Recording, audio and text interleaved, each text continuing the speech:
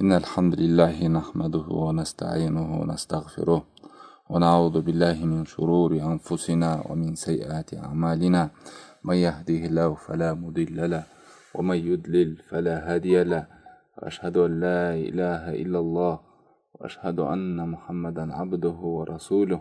Урматтуу туугандар, сіздерге белгилүү болгондой биз ушул Алла Таалам Аллахтын буйруктарына карата биздин милдетибиз. Аллах Таалам бир нерсе буйруса, пенде кээ бир милдеттер бар, ошолорду аткарган болсо ошол буйрук ишке ашат. Ошондой эле Алла Таалам бир нерседен кылба деп тыйган болсо, кээ бир милдеттер бар, ошону аткарган болсо ошодон тыйыла алат деди. Ошол милдеттерди алымдар ушул жети бөлүккө бөлгөн. Ар бирөөнүн өзүнүн орду бар. Ошол жетинин биринчисин билим дегенбиз, экинчисин сүйүү дегенбиз, үчүнчүсүн аны аткарам деп экем ниет коюу дегенбиз. Анан бүгүн төртүнчүсү биз амалга келгенбиз. Бүгүн Кудай Таалам буйруса ушу амал дегенди өтөбүз. Туугандар, бул амал дегенде ушул Кудай Тааламдын буйругун аткаруу деген, тыйганынан тыйылуу деген, ушул амалга кирет. Ага амал кылуу, аткаруу, ушунун баардыгы бул чындыгында эле амал кылуу. Ушул темада сүйлөгөндө эле мен жүрөгүм ооруйт да, аябай. Себеби субханалла, ушул амал кылбай койгондордун абалы боюнча Куранда келген, пайгамбар саллаллаху алейхи вассаламдын сүннөтүндө келген хадистер өтө коркунучтуу туугандар. Себеби бул амал деген сөз билген нерсеңизди аткаруу. Эгер билип туруп аны аткарбай койсоңуз, Аллах сактасын, чоң жаза. Кадимки илим бул мөмөсү амал. Илимдин мөмөсү амал. Эгер илим алып, билип туруп бирок амал кылбаса, Аллах сактасын, ал жакшылыкты көрүп, билип туруп ээрчибей койгондой, чындыкты билип туруп кабыл кылбай койгондой, кээ бир учурда адам билип туруп амал кылбаса капырлык алып бара турган жагдайлар бар туугандар. Кээ бир учурда билип туруп амал кылбай койсо күнөөкөр боло турган жагдай бар. Кээ бир учурда билип туруп амал кылбай койсо макрух, Аллах жаман көргөн нерсеге Аллах жактырбаган нерсени жасап койгондой абалда бар. Анан кээ бир учурда мубах деген деле амал бар. Мисалы, капыр болуп кете турган абалда барбы, мен билип туруп бирок аткарбай койсом капыр да болуп кетемби деп чочушу мүмкүн бир адам. Капыр да болуп кете турган учур бар. Ал кандай учур экен? Ал учур мисалы Алла Тааламдын жалгыздыгын, таухидти адам баласы билип, Аллахтан башкага сыйынууну арнабаш керек экенин билип, түшүнгөндөн кийин, бирок ошол эле учурда билген билими менен кылган амалы каршы келсе, бул капырлык алып барат. Мисалы, Аллахка гана сыйыныш керек экенин түшүнүп, ширкти түшүнүп туруп, бирок Аллахка шерик кошту. Аллахтан башка нерседен үмүт кылды. Аллахка теңеди кудретине. Өткөндө айткандай, мазарлар, таштар, суулар, ыйык жерлер, кудуктар, от, ай, күн деп ошондой нерселерге сыйынып кетти. Ошол жактан жакшылыкты үмүт кылып, жамандыкты кетирүүсүн ошол жактан самап, арбактардан деп толук жакшылык жамандыкты ошолордуктан үмүт этип кетсе, Аллах сактасын, бул кылган амалы менен илимине капыр болгон болот. Билген илимине капырчылык кылган болот. Экинчиси күнөө болгон учур. Мисалы, адам билди бул арам экенин, кредиттин арам экенин, Алла Таалам тыйган экенин билип туруп, бирок ошол аракты ичип же кредит алып, берип кылган болсо, билген нерсесине ал каршы келсе, ал күнөөкөр болгон болот. Ошол эле учурда макрух билген нерсесин амал кылбай койсо, макрух кылган болот. Жакшы көрүлбөгөн, Аллах андай нерсени жактырбаган нерсе.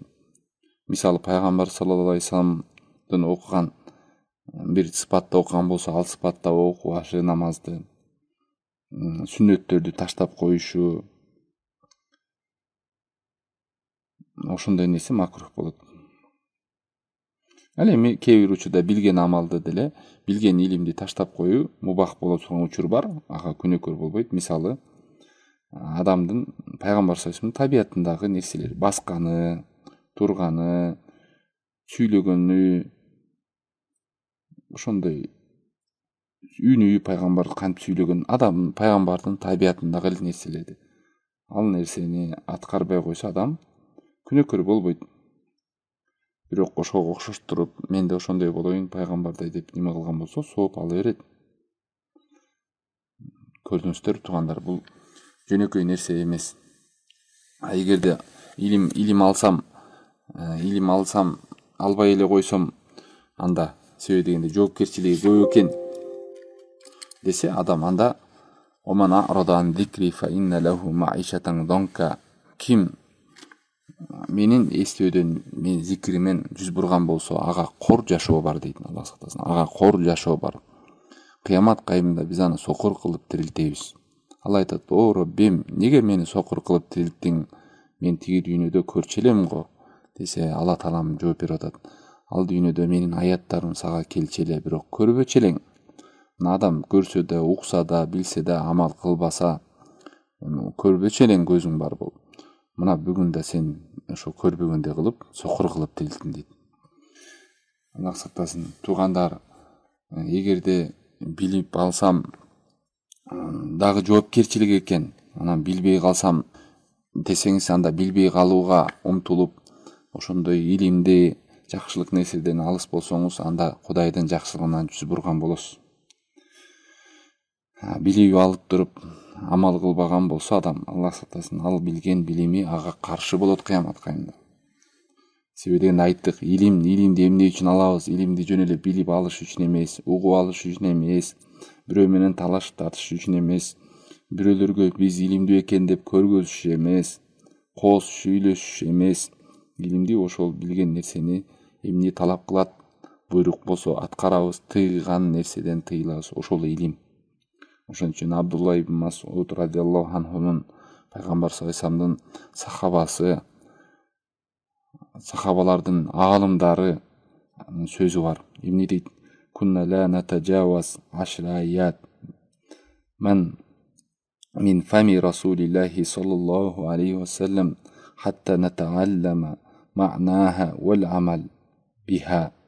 Абдулла ибн Мас'уд деген сахаба айтып атат, биз дейт 10 аяттан ашпачы элек дейт. Пайгамбар саллаллаху алейхи вассалам сөзүнөн укканда ошол нерсени үйрөнчү элек, маанисин жана амал кылчу элек дейт. Мындайча айтканда, эмне дейт? Илим менен амалды бирге алып жүрчүк дейт. Канчаларыбыз канча көп маалыматтарды билебиз, канча нерселерди угуп жүрөбүз, бирок биздин ошолорду ишке ашпаганы канча, билгенибиз көп, кылган амалыбыз жок. Алла сактасын. Эгерде адам билген илимине амал кылган болсо, ошол нерсе алынын жакшылыкка жетелейт. Ал адамга акыретте талабын талашкан бир худжа, далили болот. Куран келет, мен окуган, мага амал кылган деп. Орозосу келет, намазы келет, денелер көөгүлүк өтөт кылган деп. Эгерде билип эле, бирок ал амалга өтпөгөн болсо, Аллах сактасын, Аллахтан келген жакшылыкка жүз буруп, ошол жакшылыкты билип туруп аткарбай коюу, бул өтө Аллахка болгон жакшылыкты кабыл кылбоо жакшы абал эмес. Эмнеге дегенде, могу яхудтарды билесиздер да, жөөттөр, булар ушул чындыкты, акыйкатты, өзүнүн баласын кандай билген болсо ошондой билишкен. Бирок ошо билген билим менен Аллах Тааламдын алдында каарына калышты. Аллахтын ачуусуна тийип, Аллахтын ачуусу тийген коомдорду болуп калды. Эмнеге? Себеби билген нерсесине амал кылбагандыктан. Ошон үчүн мусулмандардын арасынан дагы ушул нерсени билип туруп, чындыкты билип, ошону кабыл кылбаса, тыйган нерседен тыйылбаса, ошо билген нерсесине, анда булар дагы ошол жөөттөргө окшош болуп калган болот дейт. Биз күндө ошол Фатиха сүрөсүндө окуйбуз. Сироталладина намт алейхим. О Аллахым, өзүң немат кылып берген, ыраазы болгондордун жолдоруна сал. Сироталладина намт алейхим гойрил магдуби, сенин каарыңа калгандардын жолуна эмес деп. Бул яхудтардын жолу. Валад долин, адашкандардын жолуна эмес. Анан дагы кээ бир адамдар илимден жүз буруп, ошол кылып аткан амалы шариятка дал келбесе деле аткара берет. Бул адашкандардын жолу. Эгерде били кылган амалын тастабай кыла берген болсо, анда христиандардын жолуна окшош болгон болот. Ал эми билип туруп амал кылбаган болсо, яхудтардын жолуна окшош болгон болот. Адам билип туруп амал кылбаса, Аллах сактасын, Алла Таалам андайлардан ачууланат. Себеби жакшылык келди, тек гана билдиң, башка эмне? Өлүп калган адамдардын ар бири самайт экен: "О, Роббим, бул дүйнөгө бир тирилтип бир барып калсам мен амал кылат элем" деп. Тозок ээлеринен да сурайт экен: "Масалакакум фи сакар?" Бул тозоктун чуңкуру болгон сакар деген жерге эмне утуш болду силерге десе: "Лам наку минал мусаллин." Биз намаз окугандардан эмес элек деп айтышат экен.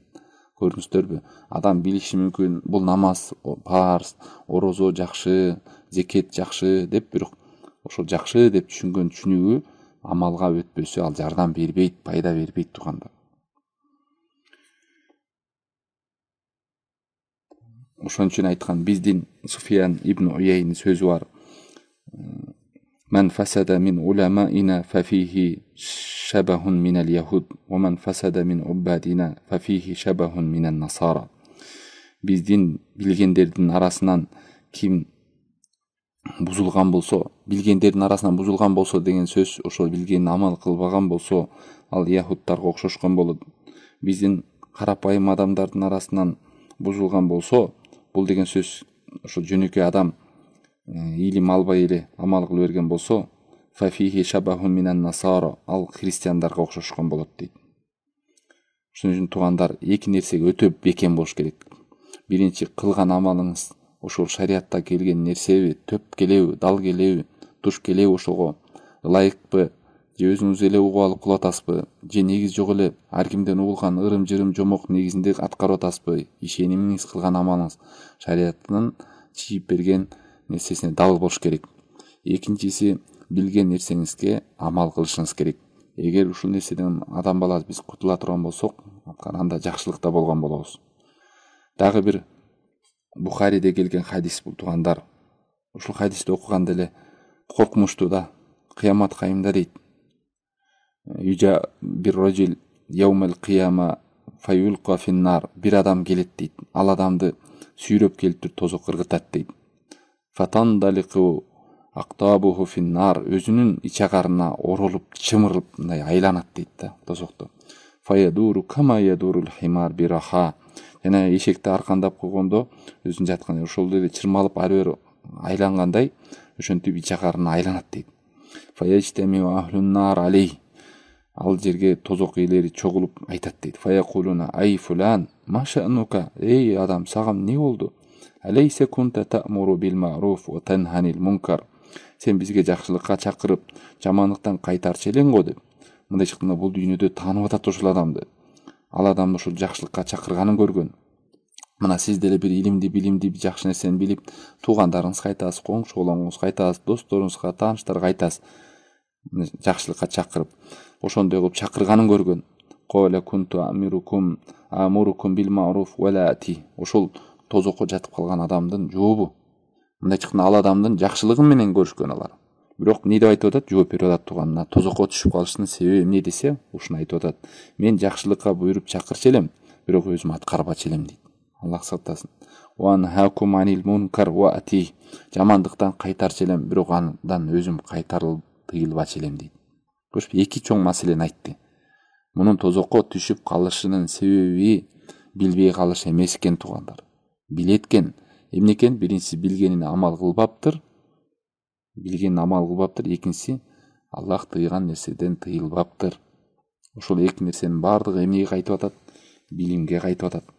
Билип атат, бирок ошо билген нерсесине Аллах сактасын амал кылбай атат. Ошон үчүн туугандар, мына карабайсыздар, Кудай Тааламдын буйруган буйругун аткарууга биздин милдеттерибиз дегенде эле биринчи эле билимди койгон алыңдар. Аны өттүк.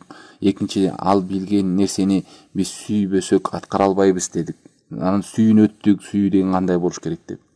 Аны сүйүп эле койгондон кийин, мен сүйөм, бул жакшы нерсе деген нерсе жеткиликсиз, аны аткарам деген бекем ниет коюу, белди бекем байлоо, чечкиндүү кадамга таштап, ошонун иш жүзүндө киришүү дегенбиз. Мындай айтканда жеңди сөрүп, жеңди белди бекем байлап, бекем ниет коюп туруп, кээ бирөө канчадан бери жакшы билем, сүйөм, чыгын албай атам дейт да. Чыгын албай атам деген жүрүп жылдар өтүп кеткендер бар. Ушул тартып албай атат. Анан бул ишин бүтүрүп алайын, муну кылып алайын, тигини кылып алайын, неберелеп алайын деп жүрүп өтүп кеткендер канча. Субханалла. Анан төртүнчүсү ушул бүгүн амал дедик туугандар. Ошо чыгындыңыз, ниет кылдыңыз, белди бекем байлап мына киришем деген уже амалга киришиш керек. Бүгүн ошол. Эгерде эмне берде милдет дегенде байкасаңыздар туугандар, ушул 7 нерсенин бири эле кем боло турган болсо, ошо Кудай Тааламдын буйругун биздин милдеттерибиз аткарылбай калат дагы, ал буйрук аткарылбайт. Тыйгандан тыйылбай калабыз деген сөз да. Көрдүңүзбү? Эми билип, сүйүп, анан бекем ниет кылып чечкиндүү кадам кылам деп бирок амал кылбай койдуңуз. Билиңиз, ушакты арам экен билдиңизби? Таштаңыз. Аракты арам экен билдиңизби? Таштаңыз. Болду. Башка эмне керек? Анан баланча кылып атат, анан тигинче деле кылып атат деп адам баласы кыяматка тозок кылган түшкөндө антип айтпайт экен. Баланча тигинче деп. Ар бирибиз өзүбүздүн керт башыбызга жооп беребиз. Адамдар деле кылып атпайбы, анан молдо деле кылып турбу, анан тигиндей деген ал. Ошон үчүн туугандар кайталап кетейли. Билген илим эле жетпейт, амал. Билген билим менен гана тозокко түшкө. Бул Бухариде келген хадис, жаңы жогоруда айтканыбыз. Ошон үчүн пайгамбар саллаллаху алейхи вассалам дайыма пайдалуу илим деп сураган. О Аллахым, мага пайдалуу илим бер деп. Пайдалуу илим качан пайдалуу болот? Качан билгениңизге амал кылсаңыз пайдалуу илим болот. Пайдалуу илим качан пайдалуу болот? Качан бир кылган нерсеңизди илимдин негизинде кылган болсоңуз, шариаттын негизинде кылган болсоңуз. Кээ бир адамдар негизсиз эле амал кыла берген болот. Кээ бир адамдар билген илимне амал кылбайт. Мунун баары пайдасыз. Пайдалуу болуш үчүн билгенге амал кылыш керек жана шариаттын негизинде кылыш керек. Тирмизиде чыгарган хадисте пайгамбар саллаллаху алейхи вассалам айтат. Бул хадис сохих хадис туугандар. Инна ман аввала ман тусарру бихим уннар яумал кияма алимун лам я'мал би илмихи. Кыямат кайымда эң биринчи эле тозокко ыргытыла тургандардын катарында биринчиси эле бул билген илимине амал кылбаган дейт. Ушул адам биринчи ыргытылат экен. Ал илму макрунун бил амал. Илим деген ушул амал менен илим болот туугандар. Илим, амал бул илимдин мөмөсү. Караңыздар, биринчи эле башканы айткан жок, ушу билген нерсеңе амал кылбаган биринчи тозокко ыргытылат дейт. Ошон үчүн мындай нерседен сак болуңуздар да. Же билип туруп амал кылбай коюудан, же болбосо ошо билип алууга кош көңүлдүк кылган да жаман нерсе. Себеби адам билимди билбей ошо умтулбаса, кош көңүлдүк кылса, ошонун артынан ал негизсиз амал, анын кылган амалы шариатта жок амалды кылып алат. Ошону кыйналып кылып жүрө берет. Ошонун артынан сооп үмүт кылышы мүмкүн. Ошонун артынан Кудайдан жакшылыкты сурашы мүмкүн, бирок ал нерсеге жетпейт. Себеби амал кабыл болбой жатат. Мен амиля амадан лейса алейхи амруна фахуа рад. Ким бир амал кылып, ал амалында биздин буйрук болбосо, биздин буйрук деген Алланын китеби, пайгамбардын сүннөтү, ал кайтарылат дейт. Бирок деген ал кабыл кылынбайт деген сөз. Көрдүңүзбү? Эч жакка чыга албайсыз. Же кош көңүлдүк кылам десеңиз, жакшылыктан жүз бурган болосуз, билип туруп амал кылбай койсоңуз, анда жанагы жогоруда айткан коркунучтарга туш келебиз туугандар. Ошон үчүн тек гана биз эмне кылыш керек? Умтулуш керек, аракет кылалы, билген нерселерибизге амал кылайлы. Арам дедиби таштайлы, жакшы дедиби аткарайлы. Бирок ошол нерсени шариаттагы бар нерсени аткарайлы. Негизсиз эле нерселерди эмес. Башка дагы бир асарларда келет. Керек болсо буттарга сыйынгандардан да биринчи ушул билип туруп амал кылбагандар азапталат. Субханалла туугандар, мындай чыкканда карасаңыздар, бул билдиң да билдиң, башка эмне керек? Билдик да уже, мына чындык экенин билдик. Бул Куран Алла Тааламдын сөзү, пайгамбар Алла Тааламдын элчиси. Адамдарды жаратып туруп жөн эле таштап койгон жок жер бетине. Өзүңөр акылыңар менен таанып алгыла деген жок. Аллах Таалам өзү Куран китебин түшүрдү. Анан ушу Куран китепти да туура эмес түшүнүп албасын деп, мына пайгамбар жөнөттү, аны адамдардын арасынан чыгарды. Периштелер болсо дагы айтмак элек, эми ал периште да, периштенин табияты бөлөк да деп. Ал аткарат, биз аткарат. Жок, адамдардай бизге окшой эле үйлөнгөн, бала чакал болгон, уктап турган, иштеген, базарда жүргөн кайдымкы адамдардын арасынан чыккан пайгамбарды жиберди. Ваин туту тахтаду, ага баш ийсеңер, силер түз жолдо болосуңар. Ким Аллахка жана Аллахнын элчисине баш ийген болсо, жакшылыкта, хидаятта болот. Болду. Тек гана бизде эмне калды? Аллахтан бизге салафтарда мурунку ималардын сөздөрү бар. Аллахтан бизге буйрук, пайгамбардан бизге жеткизүү, бизден милдет не? Аткаруу. Болду. Биздин ролубуз ушул. Биздин важибиз аткаруу гана калды, туугандар. Ошо аткарыш үчүн умтулуш керек, угуш керек, үйрөнүш керек, билиш керек, ушундай нерсеге катышыш керек, анан түшүнгөндөн болду, аткарыш керек. Ушул Ихдина сиротал мустаким, о Аллахым, бизди түз жолго сала көр. Фатиха сүрөсүндө күндө айтабыз. Ушул түз жол дегенде кийинки аятта 3кө бөлүп атат. Бир топ адамдар бар экен, билип туруп аткарбайт экен, адан Алла Таалам каары түшүп ачууланат экен. Бир топ адамдар бар экен, алар умтулбайт, илим албайт, негизсиз эле амалдарды кыла берет экен. Алар адашкандар экен. Бир топ адамдар бар экен, алар билимге умтулуп, ошонун шариаттын негизинде билип туруп, жана ошого амал кылат. Ошолордон Алла Таалам ыраазы болот. Ана амта алейхим, өзүң неемат кылып бердиң ошолорго. Мына ошолардын жолу, билип туруп амал кылгандардын жолу, бул пайгамбарлардын жолу, бул чынчылдардын жолу, бул шухадалардын жолу, бул солих адамдардын жолу экен, туугандар. Туугандар, амал кылайлы. Ушу жогоруда өткөндөй амалсыз уккан даваттың, кылган даватың, билген билимиң, окуган китебиң эч пайдасы жок. Эч пайдасы жок, туугандар.